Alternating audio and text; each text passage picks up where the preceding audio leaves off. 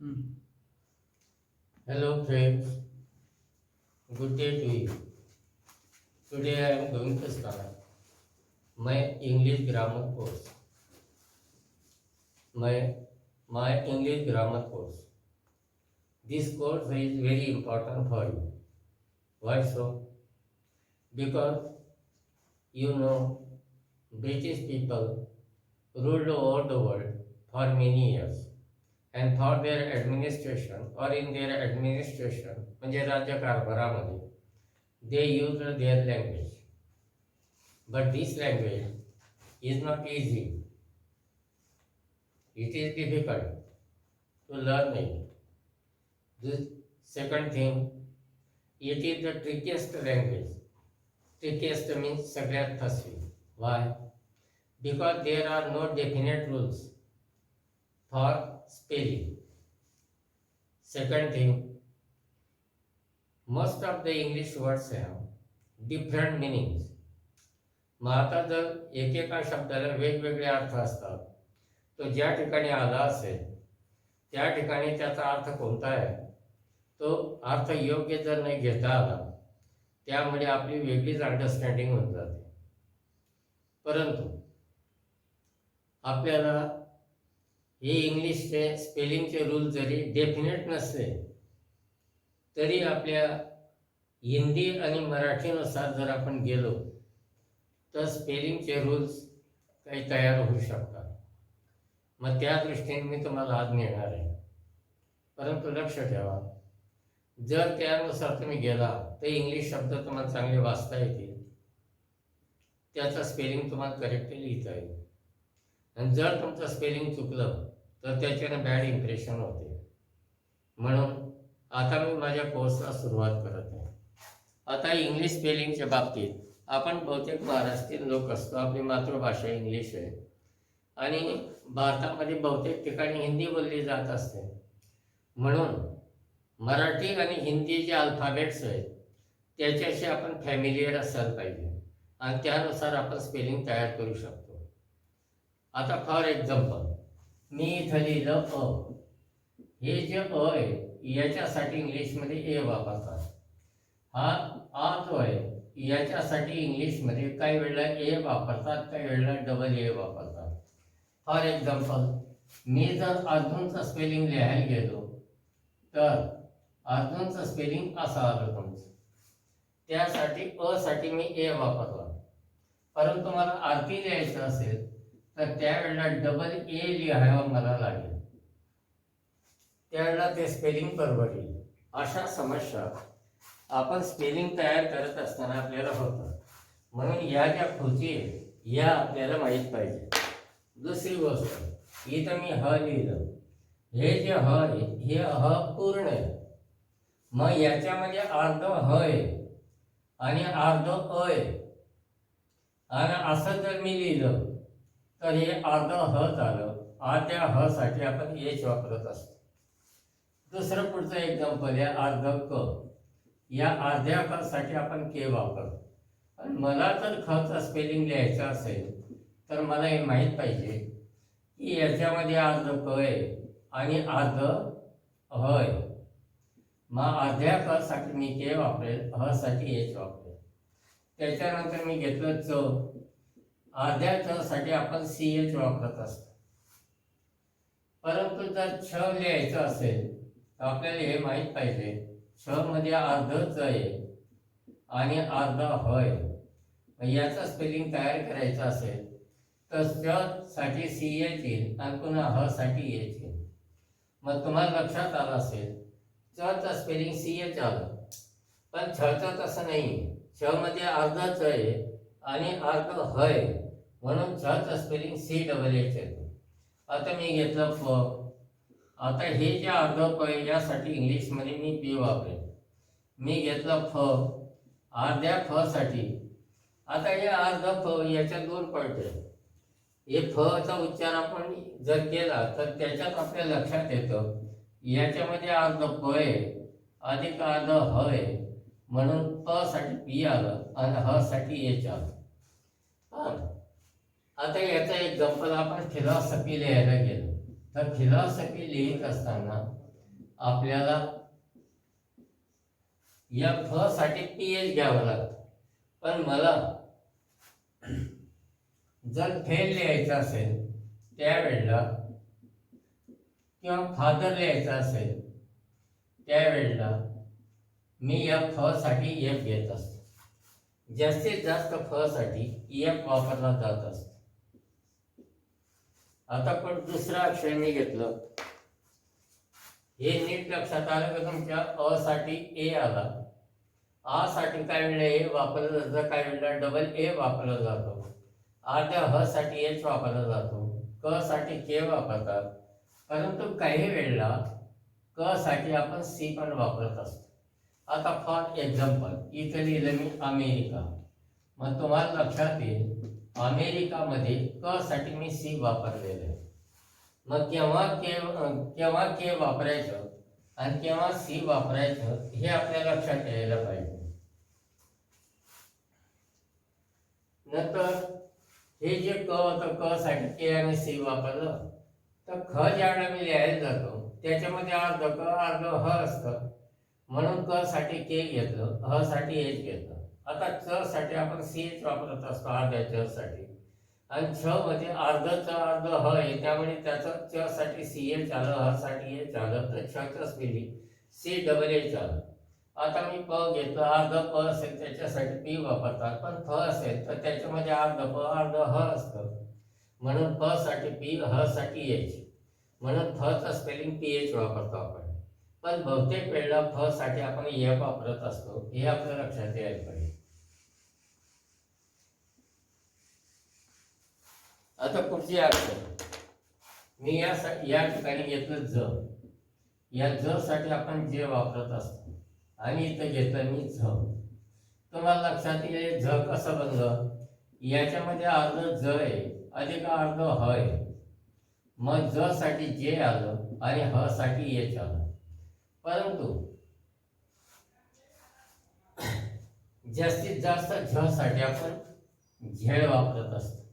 For example zebra, झेब्राचं spelling तयार करायचं असेल तर मी झ साठी झेड घेतलं आणि हे झेब्राचं स्पेलिंग मी लिहिलं. मग काही वेळेला आपण केव्हा जे एच वापरायचं आणि केव्हा झेड वापरायचं झ साठी ते आपल्या लक्षात यायला पाहिजे. आता पुढचं मी घेतलं ड, हे जे ड आहे अर्ध्या ड साठी मी डी वापरेल, पण ढ जर मी लिहिलं या अर्ध्या ढ मध्ये अर्ध ड आहे अधिक ह आहे, म्हणून ड साठी डी आलं, ह साठी एच आलं. मी लिहिलं ड, अर्ध्या ड साठी सुद्धा आपण डी वापरत असतो, आणि इथं मी घेतलं ध, या ध मध्ये अर्ध द आहे अधिक अर्ध ह आहे, म्हणून याचं स्पेलिंग द साठी डी आणि ह साठी एच. आता आपण थोडं थांबून जाऊ, तुमचं लक्षात येईल ड साठी डी वापरतात आणि द साठी सुद्धा डी वापरतात. ध साठी आपण डीएच वापरत असतो, ध साठी सुद्धा आपण डीएच वापरत असतो. आता पुढचा पॉईंट तुमचा, मी न लिहिलं, या न साठी एन वापरतात, आणि इथं लिहिलं मी न, याच्यासाठी सुद्धा एन वापरतात. न इंग्लिश मध्ये आहे, पण न हे इंग्लिश मध्ये नाहीये.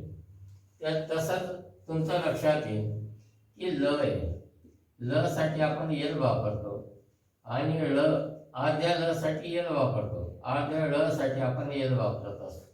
दोघांसाठी आपलं एकच अक्षर येत असतं.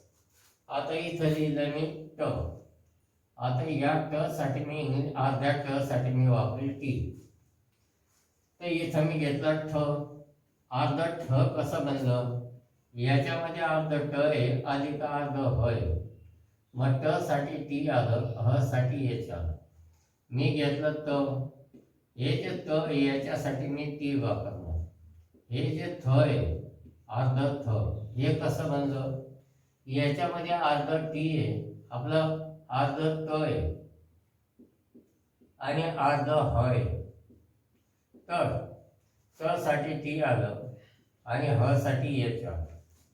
मग तुमच्या लक्षात येईल ट साठी सुद्धा इंग्लिश मध्ये टी वापरतात आणि त साठी सुद्धा टी वापरत असतात. दोघांचं स्पेलिंग एकच आहे. ठ मध्ये अर्ध ट अधिक अर्ध ह, त्यामुळे ट साठी टी आलं आणि ह साठी एच आलं. तसं थ मध्ये पहा, अर्ध त आहे अर्ध ह आहे, त साठी टी आलं आणि ह साठी एच आलं. मग ठ आणि थ याचं स्पेलिंग सारखं आहे. मी इथे घेतलं त्र. आता हे जे त्र आहे याच्यामध्ये अर्ध त आहे अधिक अर्ध र आहे. मग त साठी मी टी घेईल आणि र साठी मी आर घेईल. हे त्रचं स्पेलिंग झालं. आता मी घेतलं य साठी आपण वाय वापरत असतो. र घेतलं, र साठी आपण आर वापरत असतो. नंतर व घेतलं, या व च्या बाबतीत काही वेळेला आपण व्ही वापरतो, काही वेळेला आपण डब्ल्यू वापरत असतो.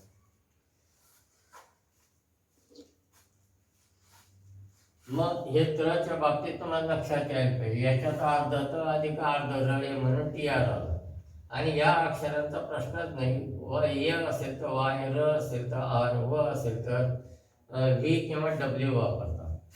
जर म असेल तर त्यासाठी इंग्लिश अर्ध म, तर त्यासाठी आपण यम वापरत असतो.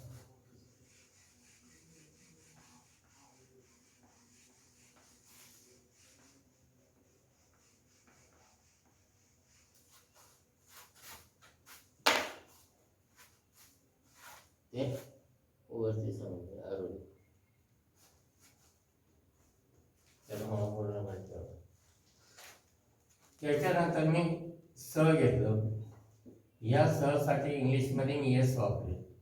मी षटकोनाचा घेतला.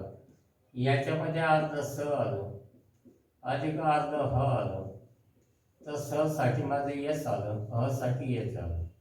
इथं मी सामदुघाचा घेतला. याच्यामध्ये अर्ध्या श मध्ये अर्ध स आहे अधिक अर्ध ह आहे, तर याच्यासाठी स साठी एस आलं आणि ह साठी एच आलं.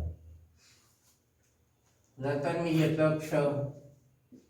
हे जे क्ष आहे याच्यामध्ये अर्ध क आहे अधिक अर्ध श आहे, म्हणून क साठी के आलं आणि श साठी एस एच आलं. मी घेतलं ज्ञ. हे ते ज्ञ आहे, अर्ध ज्ञ. याच्यामध्ये अर्ध द आहे अधिक अर्ध न आहे अधिक अर्ध य आहे. मग द साठी डी आलं, न साठी एन आलं, य साठी वाय आलं. त्याच्यानंतर मी घेतलाय ए एरंडाचा. याच्यासाठी आपण ई वापरत असतो. नंतर ई घेतलं मी, याच्यासाठी मी आय वापरत असतो. अशा प्रकारे हे जे मराठी आणि हिंदी अल्फाबेट्स असतात यांच्यासाठी आपण इंग्रजीतील कोणते अल्फाबेट्स वापरायचे आणि हे अल्फाबेट कसे बनलेले असतात, यांचं स्पेलिंग कसं तयार करायचं हे आपलं जर लक्षात आलं तर आपल्याला स्पेलिंगही तयार करता येईल, वाचायलाही काही अडथळा येणार नाही, लिहायला काही अडथळा येणार नाही, आपलं बॅड इम्प्रेशन होणार नाही. म्हणून हे होणं आपलं अत्यंत आवश्यक आहे. त्याचा पुढचा पॉईंट, मग ज्यावेळेला आपण स्पेलिंग तयार करायला जातो त्यावेळेला आपल्याला काही समस्या असतात. मग त्या समस्या कोणत्या येतात? आता मी जर एवढ्याच सांगितलं तुम्हाला, अर्ध प जर घेतलं तर त्यासाठी पी येईल आणि पूर्ण प जर घेतलं तर याच्यामध्ये प आहे अर्ध अधिक अ आहे, म्हणून याचं स्पेलिंग टी ए येईल. मी प ला जर काना दिला तर याला काना म्हणतात. हा जो काना असतो याच्यासाठी ए वापरतात. मग ज्याला काना आहे ते अक्षर अर्ध असतं, मग प साठी पी आलं आणि कानासाठी ए आलं. जर मी प लिहिला अर्ध आणि त्याच्यावरती मात्रा दिली तर एक मात्रा असेल आणि काना नसेल तर त्यावेळेला आपण एक मात्रासाठी ई वापरायचं असतं. मग प साठी मी पी घेतलं आणि एक मात्रा आहे त्याच्यासाठी ई घेतलं. हे पेचं स्पेलिंग झालं. मी प घेतलं आणि त्याच्यावरती दोन मात्रा दिल्या तर त्यावेळेला प अर्ध आहे आणि मग प साठी मी पी घेईल आणि दोन मात्रासाठी मी ए आय घेईल. मग तुम्हाला लक्षात आलं असेल, अर्ध प असेल तर पी येईल, पूर्ण प असेल तर पी ए येईल. प ला काना असेल तर कानासाठी ए वापरतात म्हणून त्याचं स्पेलिंग पी ए येईल. प असेल त्याला काना नसेल, त्याच्यावरती एक मात्रा असेल तर ते एक मात्रासाठी आपण ई वापरतो. मग पेचं स्पेलिंग पी झालं. पण प वरती डबल मात्रा असेल त्यावेळेला प अर्ध असतं आणि दोन मात्रांसाठी काना नसेल आणि दोन मात्रा असतील त्यासाठी ए आय वापरतात. मी हा पू लिहिला, याचा पहिला उकार आहे, मग प अर्ध आहे म्हणून पी आणि पहिला उकार आहे म्हणून यू. मग तुम्हाला हे लक्षात आलं असेल की पहिल्या उकारसाठी आपण यू वापरत असतो. पण मी पू लिहिलं आणि दुसरा उकार दिला तर प अर्ध आलं, तिथं पी आलं आणि दुसरा उकार आहे म्हणून मला डबल ओ घ्यावं लागेल. मग तुम्हाला लक्षात येईल काना असेल त्याच्यासाठी हे वापरतात, काना नसेल एक मात्रा असेल त्याच्यासाठी ई वापरतात, काना नसेल दोन मात्रा असतील त्याच्यासाठी ए आय वापरतात आणि पहिला उकार असेल तर यू वापरतात आणि दुसरा उकार असेल तर डबल ओ वापरतात. आता मी पुढे चालतो. मी प ला पहिली विरांटी दिली, आता प अर्ध आलं त्यासाठी पी आलं, पहिली विरांटी तर आय मी वापरली. मी पी लिहिलं आणि दुसरी विरांटी लिहिली तर प साठी पी आलं आणि दुसरी विरांटी म्हणून डबल ई आलं. आता मी या ठिकाणी प घेतलं आणि त्याला अनुस्वार दिला. आता अनुस्वाराच्या वेळची एक गोष्ट लक्षात ठेवा, जेव्हा अनुस्वार असतो त्यावेळेला ते अक्षर पूर्ण असतं असं आपण समजायचं. मग हे प पूर्ण आहे तर याचं स्पेलिंग येईल पी आणि अनुस्वार असल्यामुळे न चा उच्चार असल्यामुळे तिथे ये नाही झालं. त्याच्यानंतर मी लिहिलं प्या. आता हे जे प्या आहे तुमचं याच्यामध्ये मी प साठी पी घेतं अर्ध आहे आणि अर्धा चंद्र असला तरी त्याच्यासाठी सुद्धा ए घेतात. मग तुम्हाला लक्षात असेल पूर्ण असेल तर त्यावेळेला अ, एक काना असेल त्यावेळेला अ आणि अर्ध चंद्र असेल त्यावेळेला सुद्धा ए वापरला जात असतो. मग अशा पद्धतीने आता मला समजा नावं द्यायचे. मी या ठिकाणी कमल लिहिलं. आता हे जे कमल आहे याच्यात क साठी मी घेतलं के, कचा उच्चार पूर्ण होतो म्हणून त्याच्यात ए आहे. नंतर मी घेतलं म पूर्ण आहे त्याच्यात अ आहे म्हणून मी ए घेतलं आणि ल साठी येईल. हे कमलचं स्पेलिंग झालं. मला पुणे लिहायचं असेल तर मग प साठी मी पी घेईल, पहिला उकार म्हणून यू घेईल, ण साठी एन घेईल, एक मात्रा त्याच्यावर ये म्हणून ई घेईल. मी घेतलं कोल्हापूर. आता हे कोल्हापूर. मग तुम्हाला लक्षात येईल या क मध्ये ओ आहे, मग क साठी मी के घेतलं आणि एक काना एक मात्रा असेल त्याच्यासाठी आपण ओ घेत असतो.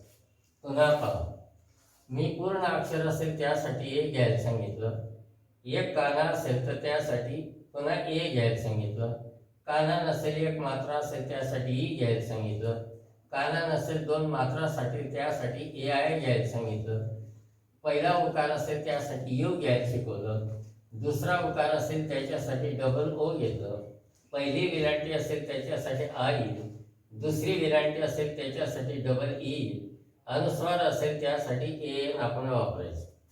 आणि समजा कानायन एक मात्रा आहे, मग आता कानायन एक मात्रा आहे, समजा हा को होता तुमचा कोल्हापूर, मग कसं बनलं होतं याच्यात क होतं अधिक ओ बरोबर.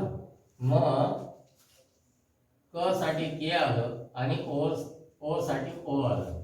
अर्धा ल आहे म्हणून इथे ए आलं, अर्धा ह आहे म्हणून या ठिकाणी एच आला, याला काना आहे म्हणून ए आलं. आता प आहे त्यासाठी पी आलं, पहिला उकार आहे म्हणून यू आला आणि शेवटचा अक्षर जर असेल त्याला काना मात्रा काही नसेल तर ते अर्धच समजायचं असतं त्यासाठी आर आलं. असं कोल्हापूरचं स्पेलिंग तयार झालं. आता मी दौलत लिहितोय. हे जे दौलत आहे हे तुम्हाला लक्षात येईल. आता हे द साठी मी डी घेतलं, एक काना दोन मात्रा असतील त्यासाठी ए यू वापरतात, एक काना आणि दोन मात्रा असतील त्यासाठी ए यू वापरतात. मग दौलतचं स्पेलिंग आता ल पूर्ण आहे म्हणून एले आणि शेवटचा त आहे म्हणून या ठिकाणी दौलतचं स्पेलिंग हे झालं. दुसरी गोष्ट जे जे ठेवलेलं नाव असतं त्याचं पहिला अक्षर नेहमी कॅपिटल असतं. मग तुम्हाला लक्षात आलं मला हे म्हणायचं होतं,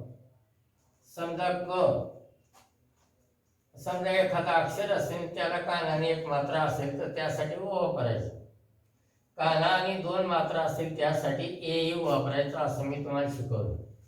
तर अशा पद्धतीने आपण स्पेलिंग तयार करू शकत असतो. दुसरं असेल, तुम्हाला सातारा लिहायचं असेल तर याच्यासाठी स साठी एस येईल, काना आहे म्हणून ए येईल, त साठी टी येईल, कानासाठी ए येईल, र साठी आर येईल आणि कानासाठी ए येईल. हे साताराचं स्पेलिंग झालं. अशा पद्धतीने जे मराठी आणि हिंदी शब्द असतात त्यांचा उपयोग करून आपण स्पेलिंग तयार करायचं असतं, म्हणजे तुमचं बॅड इम्प्रेशन होणार नाही. जर तुमची इंग्लिश करेक्ट नसेल तर तुम्हाला ब्राईट फ्युचर नाही आहे. तुम्ही कोणत्याही विषयाचा अभ्यास करा आणि कोणत्याही देशामध्ये जा तर इंग्लिश येणं अत्यंत आवश्यक आहे. आणि इंग्रजीचा हा पहिला फाउंडेशन आहे तुमचा. उद्या मी दुसऱ्या प्रकरणात जाईल. या प्रकरणाचं नाव काय होतं? The rules of spelling. हे स्पेलिंगचे रूल्स होते. मी पुन्हा एकदा रिपीट करून देतो वाटल्यास. तुम्ही नीट पहा. अक्षर पूर्ण असेल त्यासाठी ए, काना त्यासाठी ए किंवा डबल ए झालं. त्याच्यानंतर काना असेल तर नुसता ए, एक मात्रा असेल त्यासाठी ई, काना नसेल दोन मात्रासाठी असेल त्याच्यासाठी ए आय, पहिला उकार असेल त्याच्यासाठी यू, दुसरा उकार असेल त्याच्यासाठी डबल ओ, पहिली विराठी असेल त्याच्यासाठी आय, दुसरी विराठी असेल त्याच्यासाठी डबल ई, अनुस्वार असेल त्याच्यासाठी एन, एक काना आणि एक मात्रा असेल त्याच्यासाठी ओ, काना असेल आणि दोन मात्रा असेल त्याच्यासाठी ए यू. ह्या गोष्टी तुमच्या लक्षात यायला पाहिजे, म्हणजे तुमचं स्पेलिंग चुकणार नाही. तुम्ही राईट स्पेलिंग लिहिणार, योग्य उच्चार करून तुम्हाला रीडिंग करता येईल. ठीक आहे.